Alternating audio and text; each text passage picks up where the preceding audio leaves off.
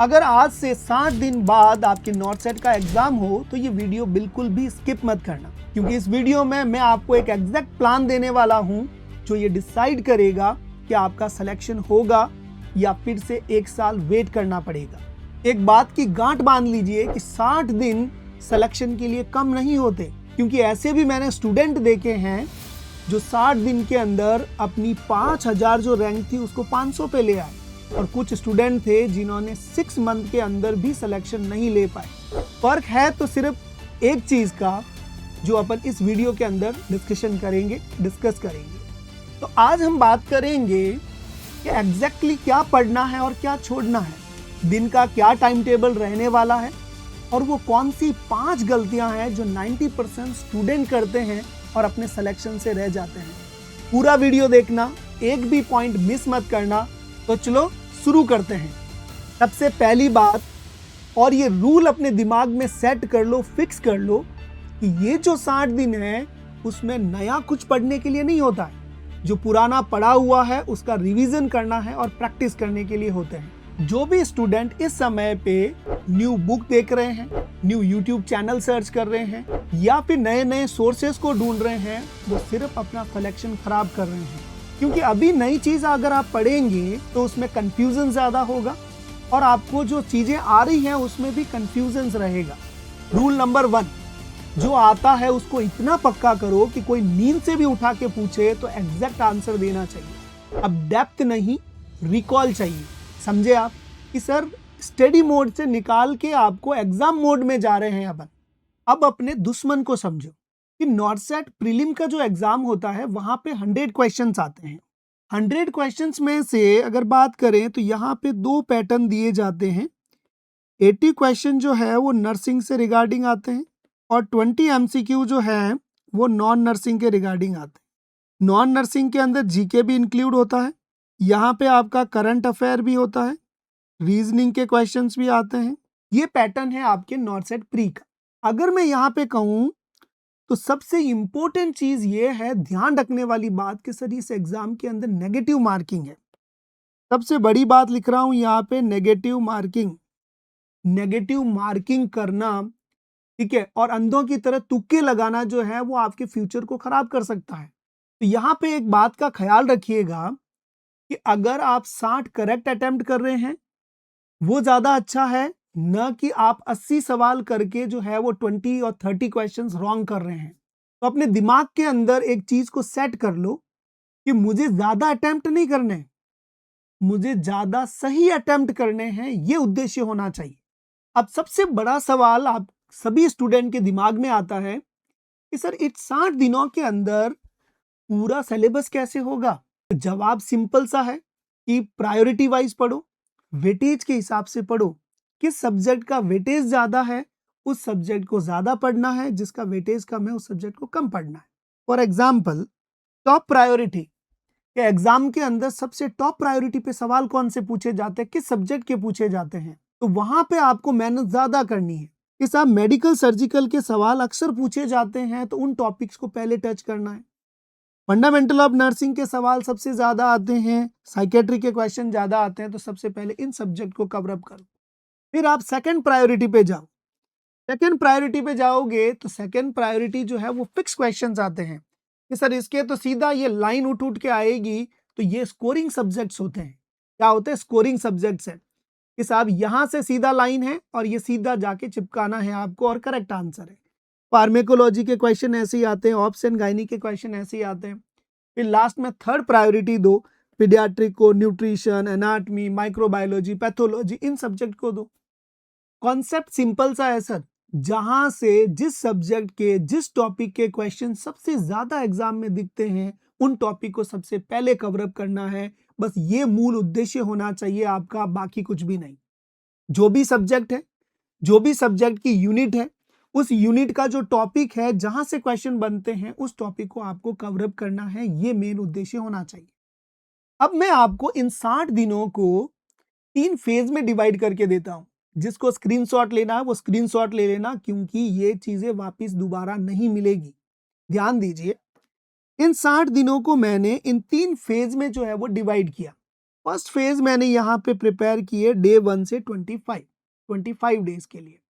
यहाँ पे आपको रिवीजन करना है और प्रैक्टिस करनी है।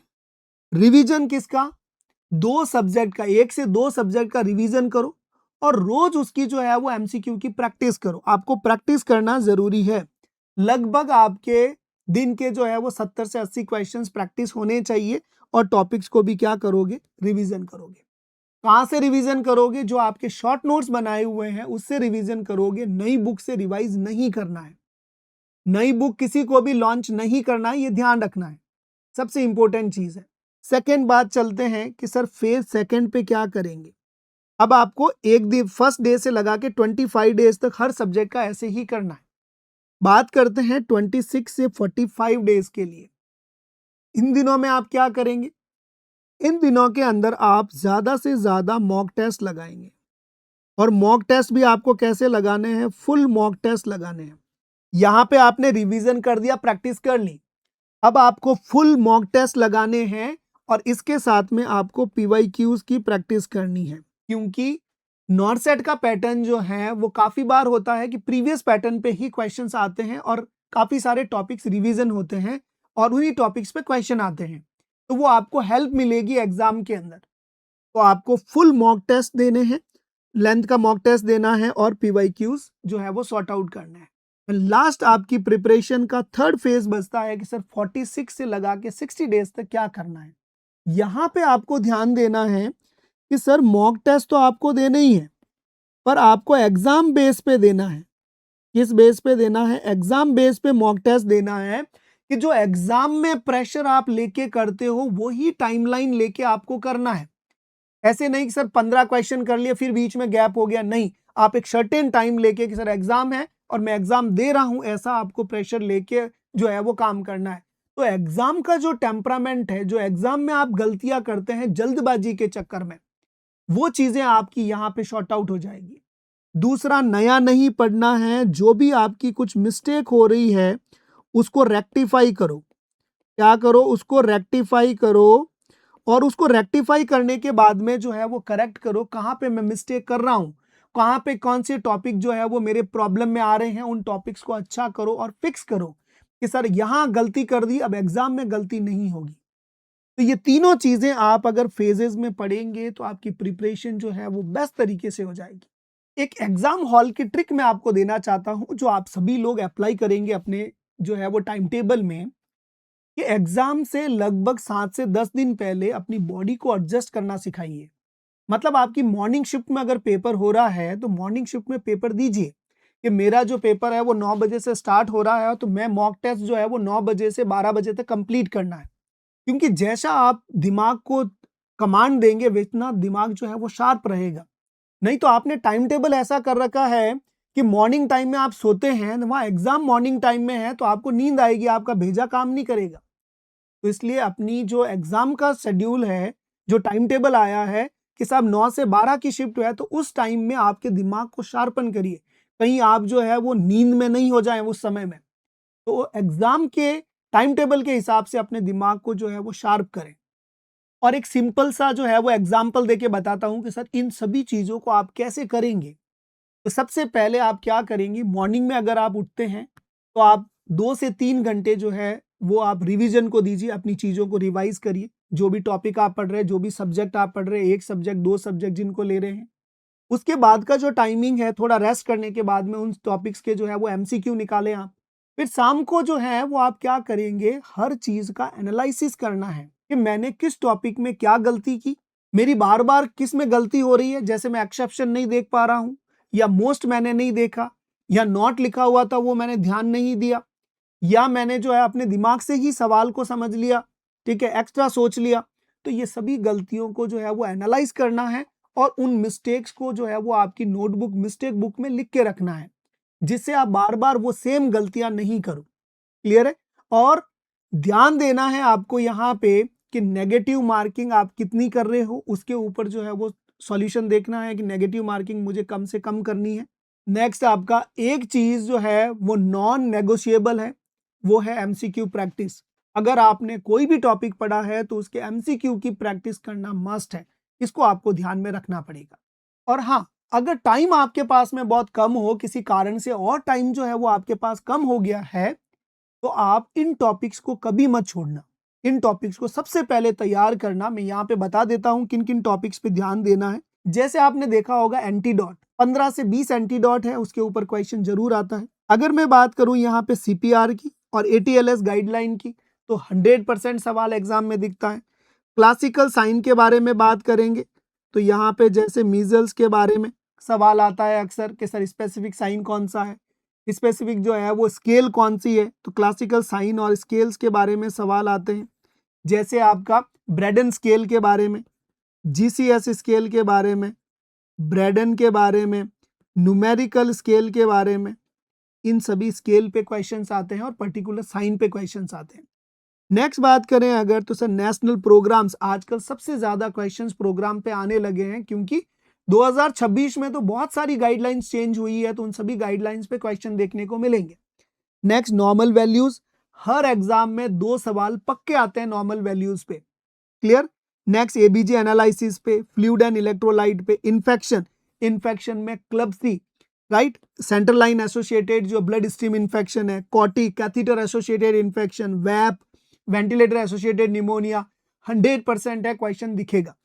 बीएमडब्ल्यू, अरे साहब रामबाण जो है वो क्वेश्चन है, नीडल स्टिक इंजरी पे क्वेश्चन है, स्पिल मैनेजमेंट है, बीएमडब्ल्यू है बायोमेडिकल वेस्ट मैनेजमेंट पे, and next growth and development पे क्वेश्चन पूछे जाते हैं। तो ये टॉपिक्स तो वो टॉपिक हैं जहां से हर एग्जाम में एटलीस्ट 15 से 20 एमसीक्यू आपको हर पेपर के अंदर दिखेंगे।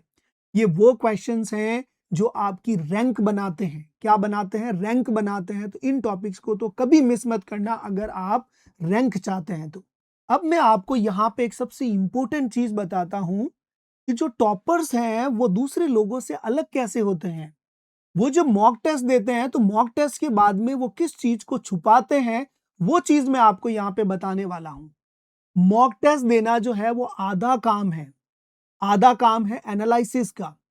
ध्यान रखिएगा, मॉक टेस्ट आपने 50% वर्क किया, 50% जो वर्क है वो है एनालिसिस का। आपने अगर कोई भी मॉक टेस्ट दिया है तो आप उस मॉक टेस्ट को देने के बाद में अपनी मिस्टेक को एनालाइज करें कि कहां पे मैंने मिस्टेक की है, कहां पे मैंने सिली मिस्टेक की है, कहां पे मैंने क्वेश्चंस को गलत रीड कर लिया, मैंने अपने दिमाग से जो है वो क्वेश्चन को ही पूरा घुमा दिया। तो ये सभी मिस्टेक आप अपने मिस्टेक रजिस्टर के अंदर नोट करें और उस गलती को सही करने की कोशिश करें कि ये गलती मेरे से दोबारा नहीं होगी। जो चीज आपके सामने पहली बार आई है उसको भी उस रजिस्टर के अंदर लिखें, जो गलती कर रहे हैं वो भी उस रजिस्टर के अंदर लिखें, क्योंकि सर एग्जाम के लास्ट दिन में आपकी पूरी बुक नहीं उठानी है, आपको सिर्फ वो रजिस्टर उठाना है और उस रजिस्टर में देखना है कि क्या क्या चीजें जो हैं मैंने मिस्टेक करता हूं और उन्हीं चीजों पे आपको काम करना है। बस उस रजिस्टर को रिवाइज कर दो, वही सबसे बड़ी ताकत होगी आपकी एग्जाम के अंदर और वही सिलेक्शन करवाएगा। अब मैं जानता हूं कि आप सभी लोग ये सोच रहे होंगे कि सर ये सब तो ठीक है, पर 60 दिन में सिलेबस को कंप्लीट करना हमारे लिए पॉसिबल नहीं है। क्या पढ़ेंगे, कितना पढ़ना है, ये सब कुछ चीजें पॉसिबल नहीं है।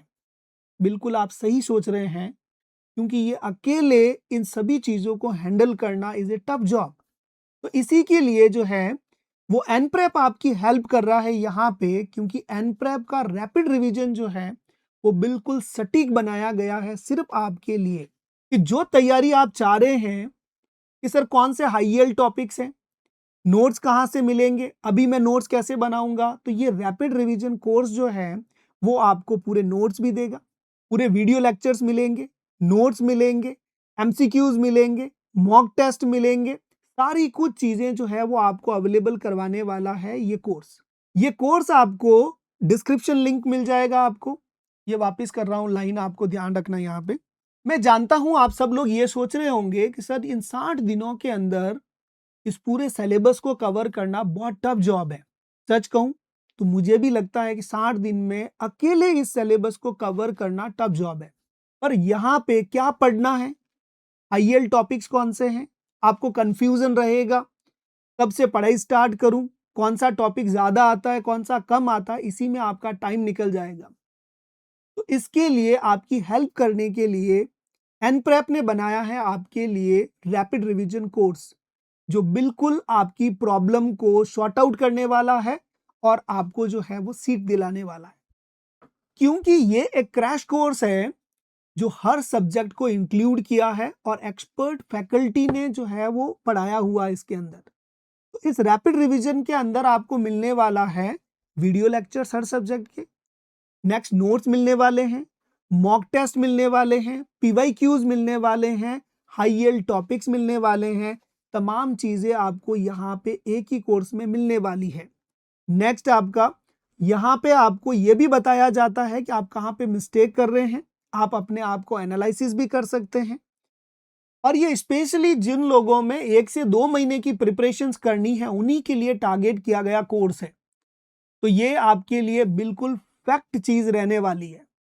तो सिंपल सी बात यह है कि जो स्ट्रैटेजी मैंने आपको बताई है वही स्ट्रैटेजी रैपिड रिवीजन कोर्स आपके लिए स्ट्रक्चर्ड फॉर्म में अवेलेबल करवाता है।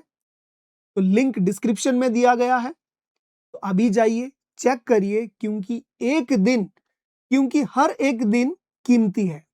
देखो सीधी सी बात यह है कि ये 60 दिन आपकी लाइफ के सबसे इंपॉर्टेंट दिन रहने वाले हैं। इन 60 दिनों में आपको डीमोटिवेशन मिलेगा, आप थकान फील करेंगे, आपको लगेगा कि मेरा कुछ नहीं होने वाला है। पर अगर थोड़ी सी मेहनत आपने अगर कर ली तो जिस दिन रिजल्ट आएगा उस दिन आपके नाम के आगे नर्सिंग ऑफिसर लिखा मिलेगा। ये वापस कर रहा हूं लाइन, ठीक है, जो भी पसंद आए वो रख लेना। देखो सीधी सी बात, ये 60 दिन आपकी लाइफ के सबसे इंपॉर्टेंट दिन होंगे। वापस कर रहा हूं यहां से। देखो सीधी सी बात कि ये 60 दिन आपकी लाइफ के सबसे इंपॉर्टेंट दिन हो सकते हैं। इस जर्नी के दौरान आपको डीमोटिवेशन मिलेगा, आप थकान फील करेंगे, मन करेगा कि तैयारी छोड़ दूं। लेकिन याद रखिएगा कि थोड़ी सी मेहनत अगर आप करेंगे तो रिजल्ट के दिन आप अपने नाम के आगे नर्सिंग ऑफिसर लिख पाएंगे। बस एक बात कि इन 60 दिनों में रोज थोड़ा थोड़ा जो है वो अच्छा करना है, बेटर करना है। अगर वीडियो से हेल्प मिली हो तो लाइक करो, चैनल पे अगर नए हो तो सब्सक्राइब करो जिससे आपको अपडेट्स मिलते रहें। और रैपिड रिवीजन का लिंक जो है वो आपकी बायो में दिया गया है, तो अभी जाइए चेक करिए। तो मिलते हैं अगली वीडियो के अंदर, तब तक के लिए पढ़ते रहो, आगे बढ़ते रहो। All the best.